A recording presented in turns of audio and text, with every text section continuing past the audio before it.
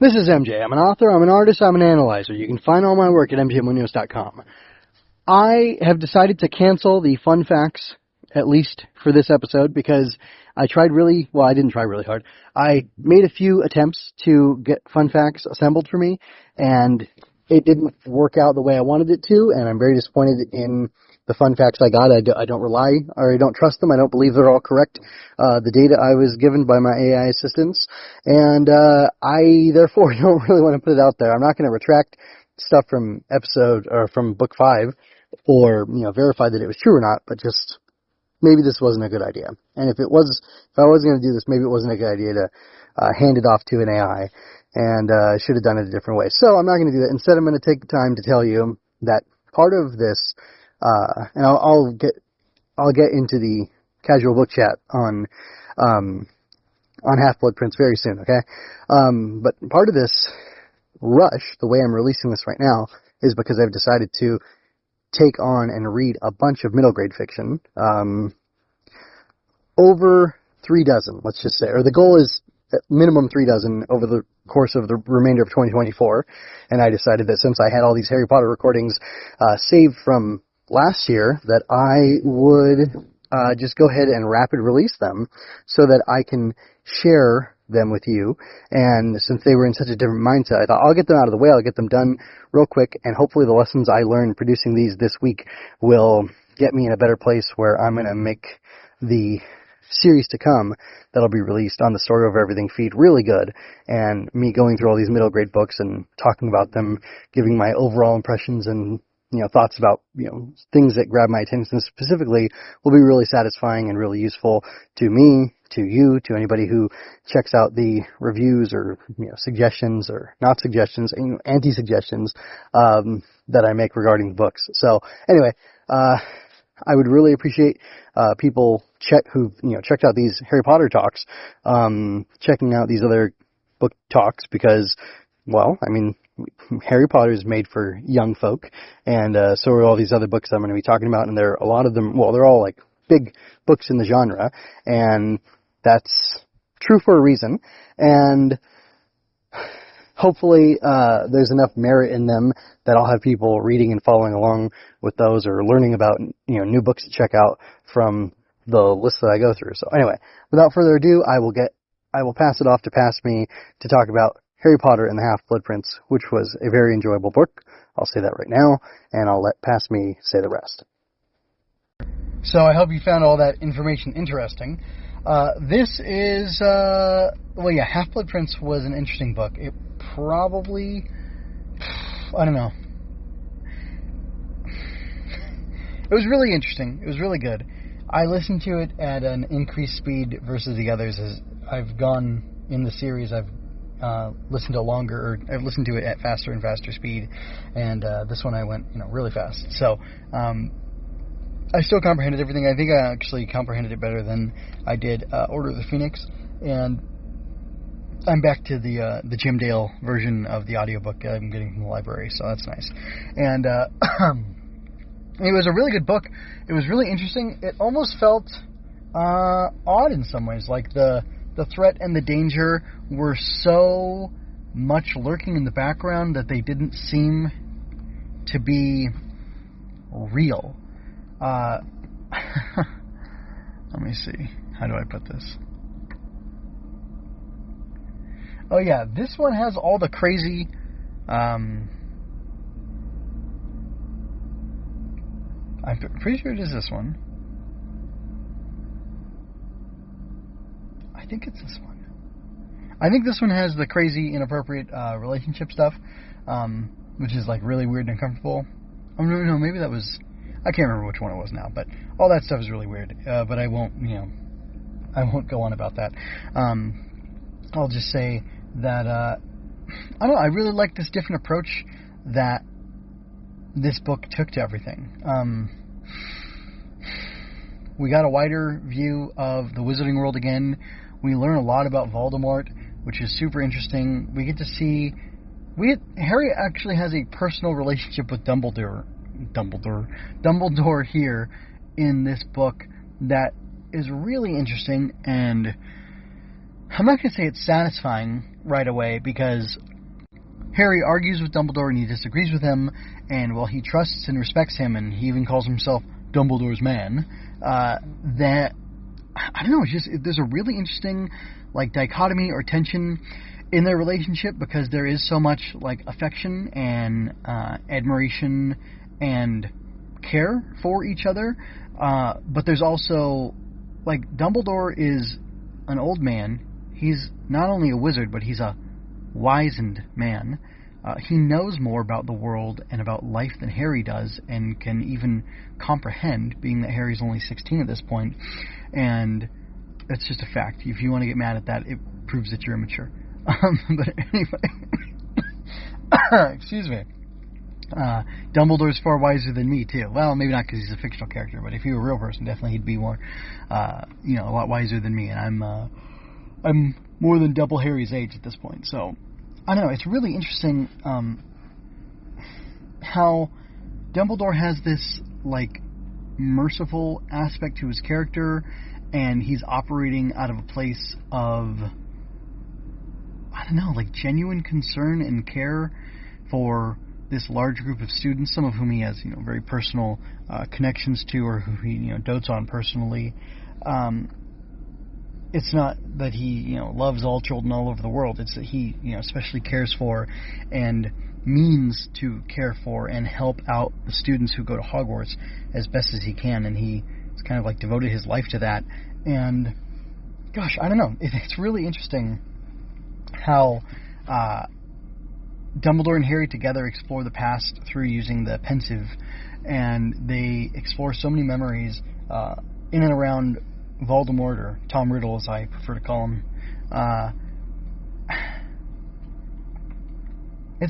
First of all, it's a fascinating way that Rowling has created for herself to delve into the past, to do extended flashbacks, or, not extended, as the case is sometimes, but to do these flashbacks where the action, and therefore the tension and the drama and the urgency, is there both for the characters who are in the past and for our characters who are with them, Harry and Dumbledore mostly, seeing the past unfold before their eyes. It's their present, even though it's someone else's past.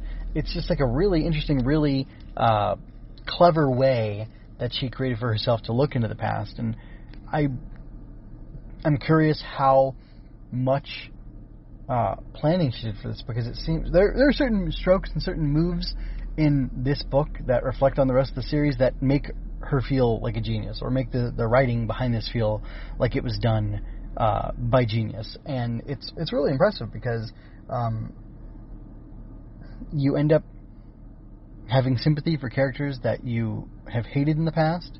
You end up being surprised by, I don't think you get surprised by everybody in this book, but there are a lot of surprises, and the maneuvering and the developing and the maturation, and although I use that word lightly or loosely, of different characters and the way that they interact in the world is really interesting.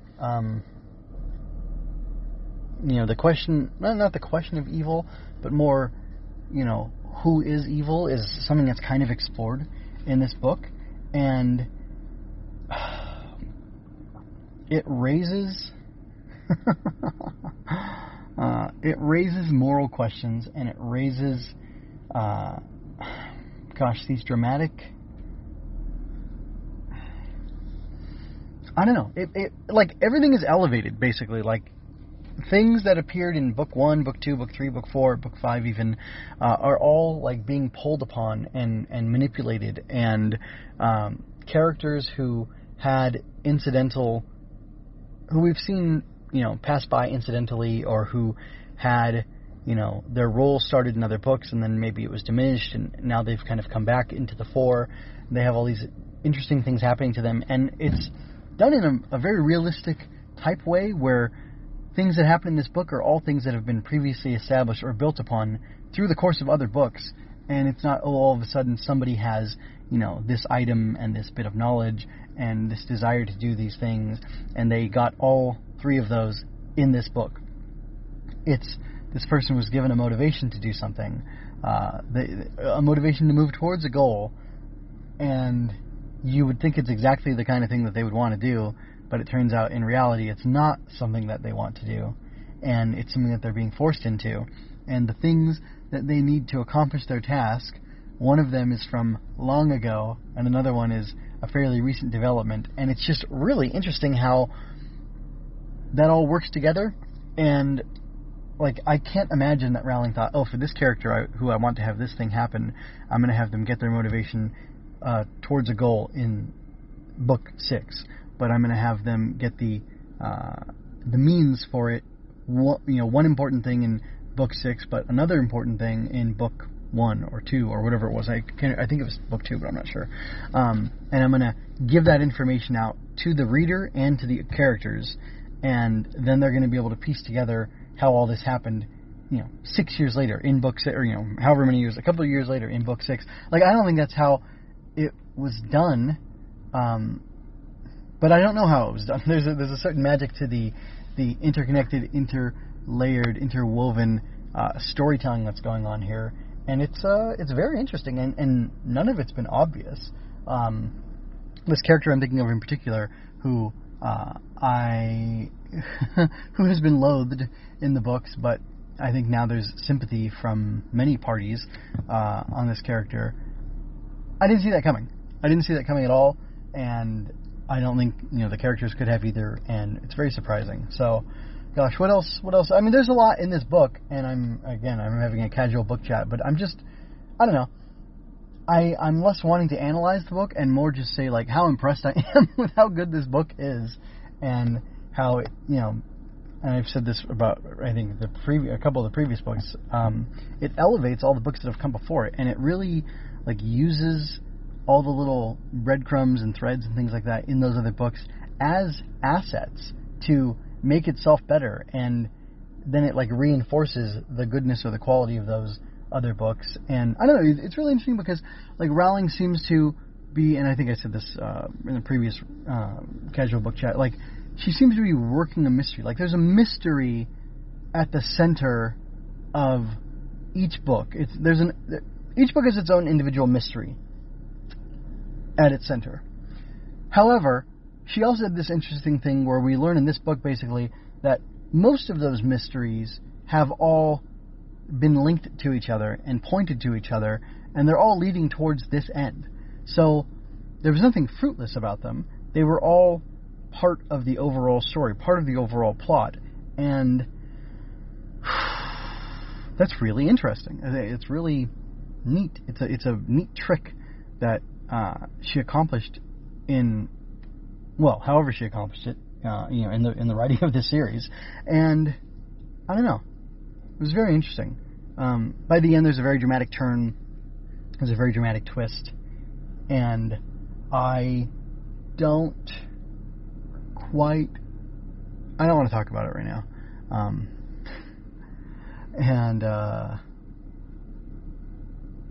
Its effect on the series is really interesting, and I hope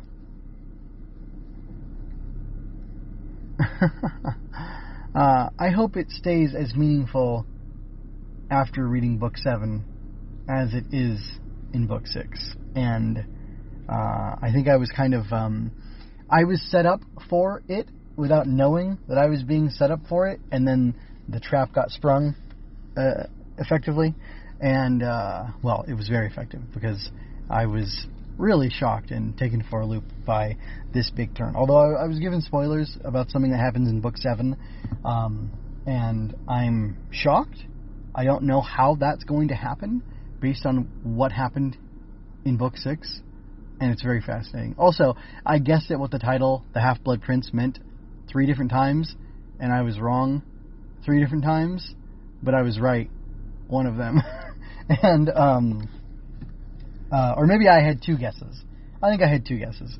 But the book itself offered like 3 clean options for who the Half-Blood Prince could be and how that works out.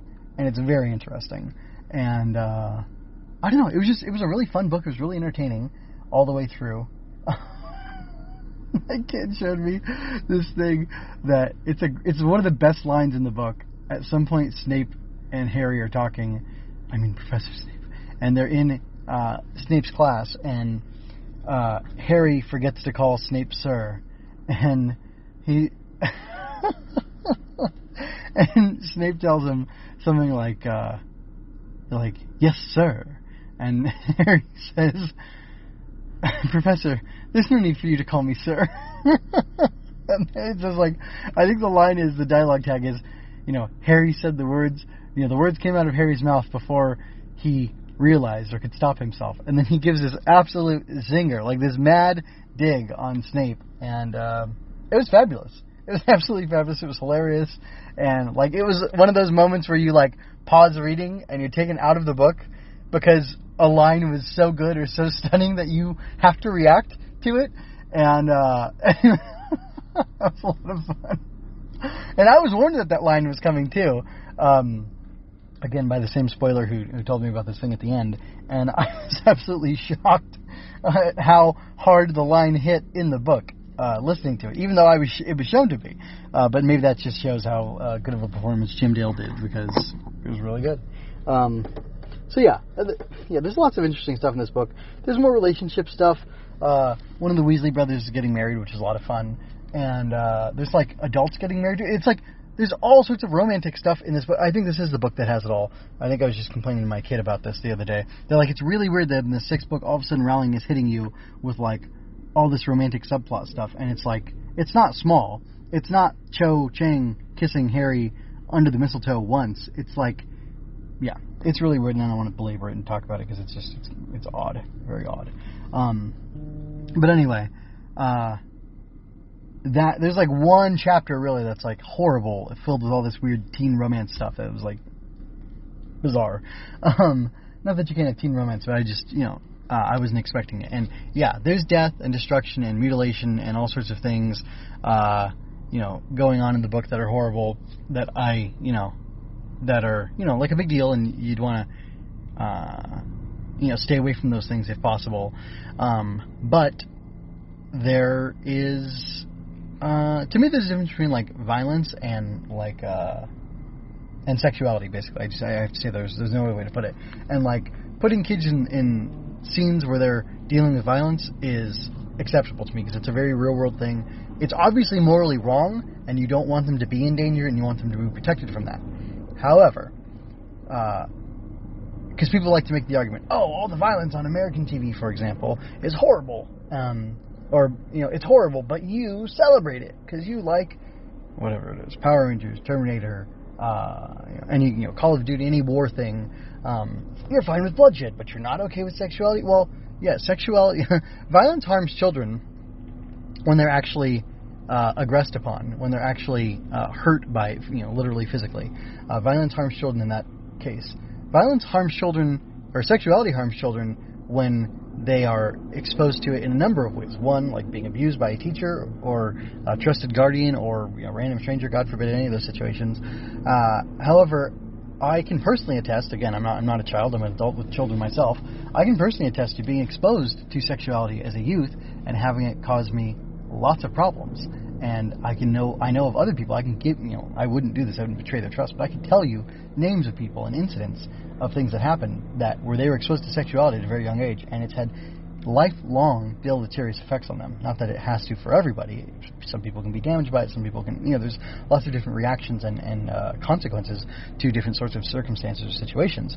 However, children being exposed to, visual violence or, violent scenarios in a book or whatever, it's seen as an immoral thing. It's seen as a scary thing. It's seen as dangerous. It's seen as exciting, and it's something that you're glad that the character survives through and escapes harm from. But it's seen as something to escape, to avoid, to not be harmed by. Versus sexuality, especially the way it's covered in this book with the all the weird young teens like kissing and making out and things like that. That's odd. That's not seen as harmful in the book.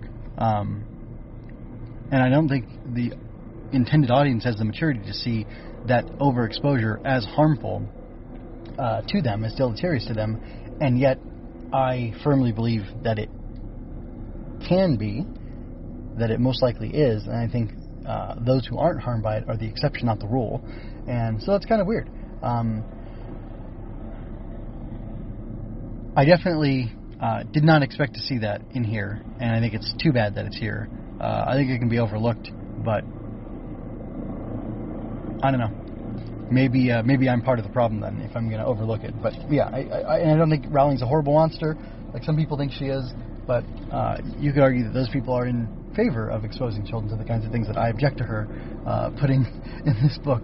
But they're just coming kind of from a different perspective, a different side of it that they do like and think is wonderful that I would disagree with them on. So anyway, that's kind of weird. But yeah, this is me. These are my honest opinions on the book. All that being said, I feel like it was mostly contained to a small-ish section of the book. Definitely a chapter, but Rowling's chapters are long, and it eked out into a couple other chapters here and there. And it was kind of set up in the last book, some stuff, especially with Ginny, but it was not explicit there. And I took it as rumor and kids being mean or unkind or ungenerous to each other. And then this book said, no, that's definitely what's happening, and there was no issue with it, according to the book, or by the book standards.